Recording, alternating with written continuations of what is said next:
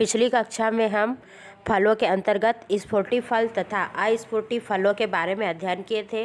उसके बाद एकल फल के अंतर्गत तीसरा फल है विदुर फल।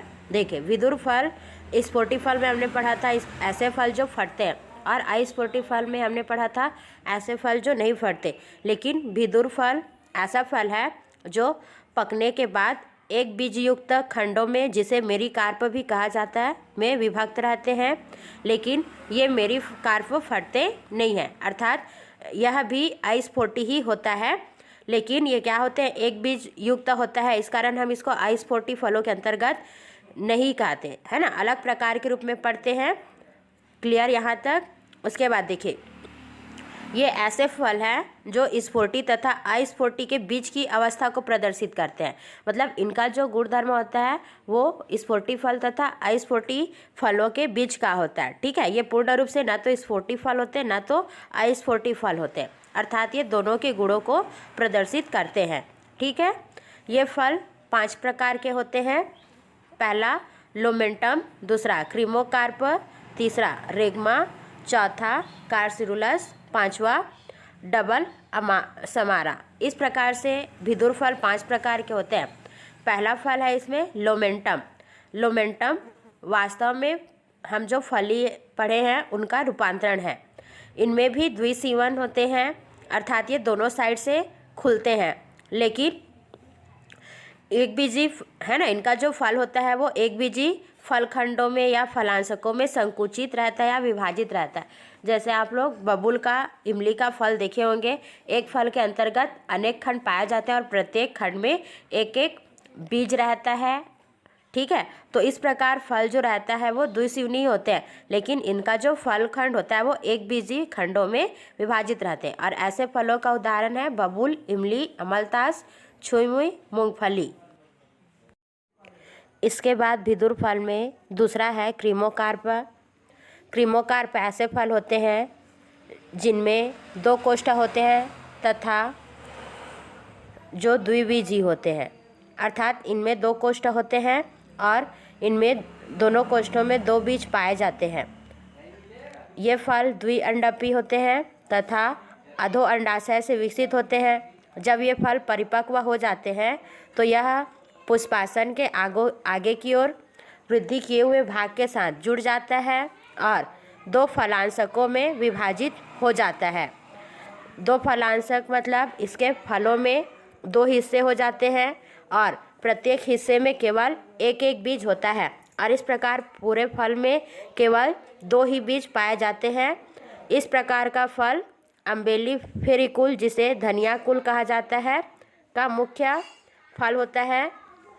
जैसे कि आप सभी लोग धनिया के फल को देखे होंगे। धनिया के फल के केवल 2 टुकड़े होते हैं और प्रत्येक टुकड़े में एक एक बीज पाया जाता है। और जब हम टुकड़े करते हैं तो प्रत्येक खंड में देखे होंगे पतले और दुर्बल एक परत पाया जाता है जिसके अंदर उसका बीज भरा रहता है। तो यही परत फलांशक होता है, जो बीच में बन जाने के कारण जो धनिये का एक फल होता है वो 2 भागों में विभाजित हो जाता है और फिर प्रत्येक भाग में एक एक बीज पाए जाते हैं। इसके पश्चात तीसरा फल है रेगमा। रेगमा ऐसे फल होते हैं जिसमें अंडापों की संख्या 3 होती है। ये संयुक्त होते हैं तथा ऊर्ध्व अंडाशय से विकसित होते हैं। लेकिन जब ये फटता है तो उसके उतने ही भाग होते हैं जितने इसमें अंडप होते हैं। जैसे मान लीजिए फलों में 3 अंडप हैं तो ये फटने के बाद केवल फटकर 3 भाग बनाते हैं। 5 अंडप होने पर फटने के बाद 5 खंड बनाएंगे। ठीक है, तो इस प्रकार के फलों को रेगमा फल कहा जाता है। इसके प्रत्येक अंडप को एक एक गोलाड़ू कहा जाता है। ठीक है, और इस प्रकार एक गोलाड़ू में केवल एक ही बीज होते हैं। उदाहरण जैसे कि अरन के फल में 3 गोलाड़ू होते हैं और प्रत्येक खंड में एक एक बीज पाया जाता है। चलिए, उसके बाद विदुर फल के अंतर्गत चौथा फल है कार्सिरुलस। कार्सिरुलस ऐसे फल होते हैं जो द्वि तथा ऊर्ध्व अंडपी अंडाशय से विकसित होते हैं, परंतु इस प्रकार के फल में एक कूटपट बन जाने के कारण इनका कोष्ठ 4 कोष्ठों में विभाजित हो जाता है, जिसमें प्रत्येक कोष्ठ में एक एक बीज पाए जाते हैं और इस प्रकार इनमें एक बीजी 4 कोष्ठ बन जाते हैं। इस प्रकार का फल तुलसी और हॉलीकॉक में पाया जाता है।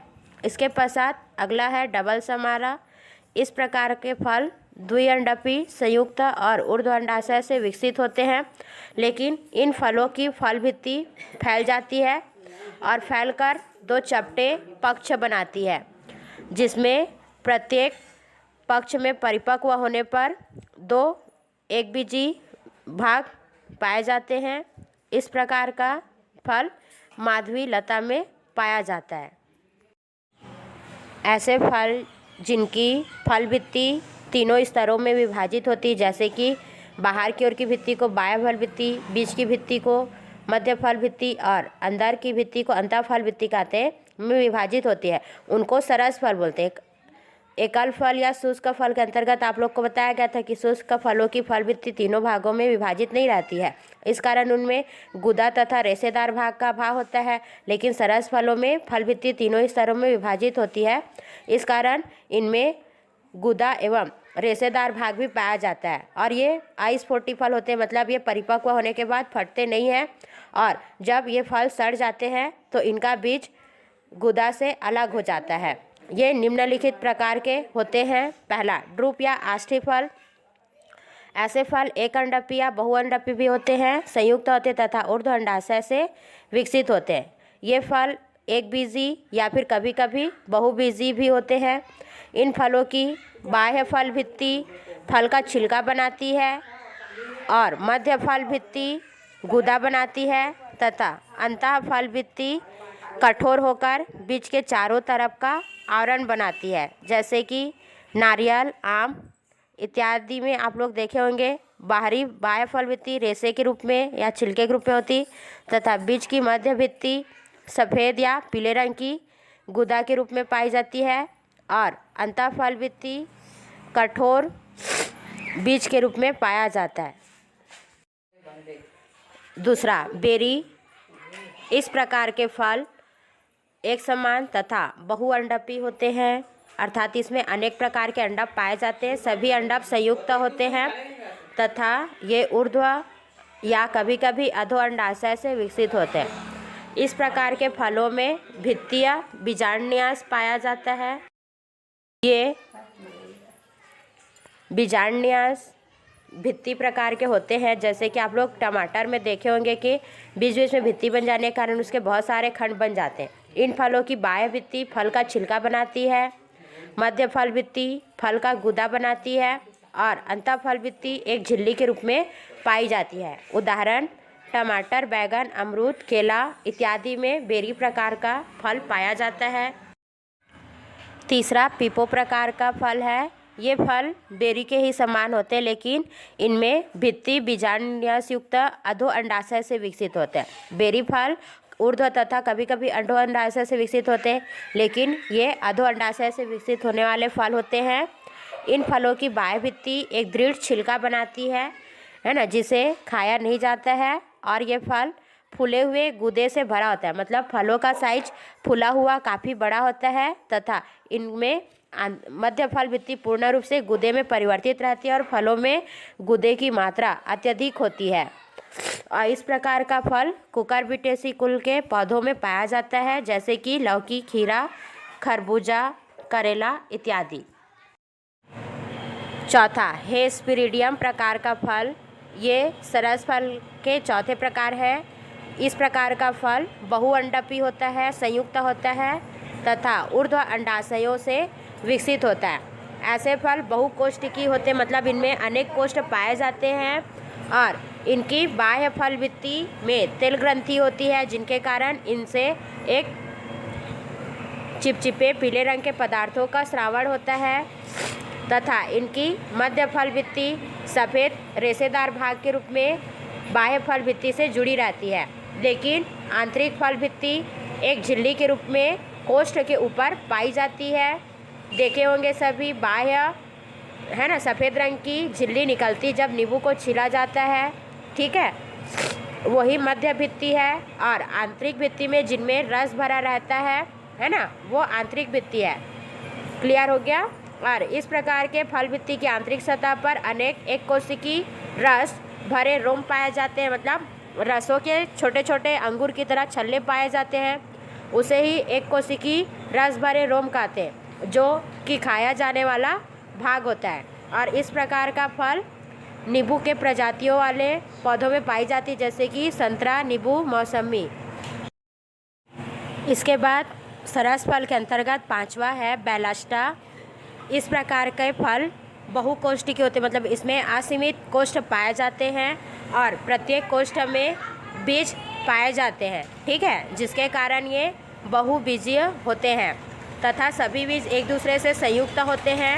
और इस प्रकार के फलों का विकास पुष्पों के अधो अंडाशय से होता है।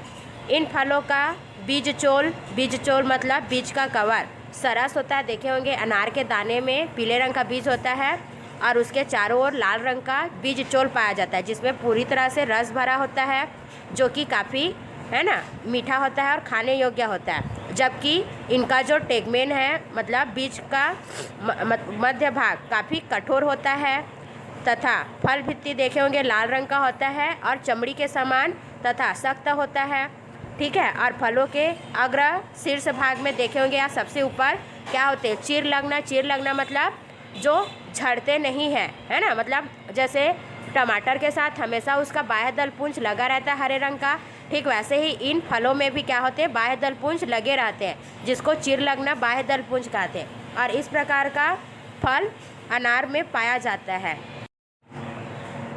अगला है एम्फीसार का। इस प्रकार का फल बहुअंडपी, युक्तांडपी मतलब आपस में जुड़ा हुआ तथा बहुकोष्ठी, अनेक कोष्ठ वाले तथा ऊर्ध्व अंडाशय से विकसित होने वाले फल होते हैं। इन फलों की बाह्य भित्ति अत्यंत कठोर होती, जैसे बेल को देखें, बेल की बाह्य भित्ति हरे या हल्के पीले रंग की होती है, जो कि अत्यंत कठोर होता है। लेकिन उनकी मध्य भित्ति और अंतःभित्ति मांसल या गूदेदार होती है ना, जिनमें अनेक बीज बिखरे या फैले रहते हैं अस्त व्यस्त, तथा इनके मध्य भित्ति और फल भित्ति खाने योग्य भाग होते हैं, है ना। तो इस प्रकार के फल को एम्फीसार्का कहा जाता है और बेल में इस प्रकार का फल पाया जाता है।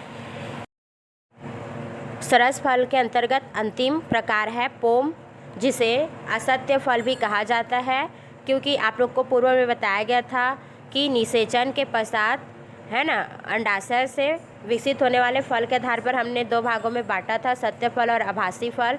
तो पोम जो होता है वो असत्य फल या आभासी या कूट फल होता है, क्योंकि इन फलों का विकास अंडाशय से ना होकर पुष्प के अन्य भाग जैसे कि पुष्पासन से होता है। इस कारण इन्हें आभासी फल या असत्य फल कहते हैं। इन फलों का पुष्पासन मांसल बन जाता है ना, और इनका वास्तविक फल पुष्पासन के अंदर होता है तथा संयुक्त और अधो अंडाशय से विकसित होता है, तथा अंडाशय की जो भित्ति होती है वो पतली कागज के समान होती है और इनके बीज कोष्ठकों के अंदर में पाए जाते हैं, तथा इन फलों का मांसल पुष्पासन खाने योग्य होता है, जैसे कि सेब, नाशपाती में पोम प्रकार का फल पाया जाता है।